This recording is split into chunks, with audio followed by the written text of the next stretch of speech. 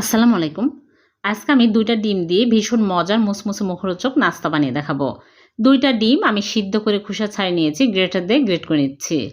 পেঁয়াজ কুচি, কাঁচামরিচ কুচি আর টমেটো কুচি, স্বাদমতো লবণ, জিরা, ধনিয়া গুঁড়া, চিলি ফ্লেক্স আর দিয়ে দিচ্ছি হলুদের গুঁড়া সামান্য পরিমাণে। আর ২ টা পাউরুটি আমি পানি চুবিয়ে ভালো করে চেপে দিয়ে দিলাম আর ধনিয়াপাতা কুচি দিয়ে ভালো করে মাখিয়ে নিয়েছি।